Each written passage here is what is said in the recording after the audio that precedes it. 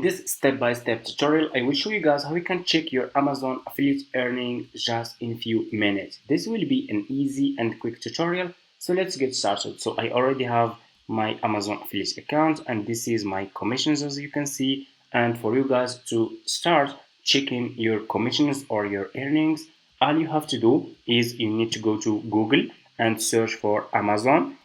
Click on the first link and you will be directly in this website of Amazon. Okay, all you have to do is you just need to click over here on earnings. Okay, you should see this, so click on earnings and you will be directly in this Amazon affiliate marketing dashboard account. Okay, and you should see your commissions here or your earnings. Okay, and that's it. That's how you can check your Amazon affiliate earnings. Thank you so much for watching. Don't forget to subscribe to this channel, like this video, and see you in my next videos.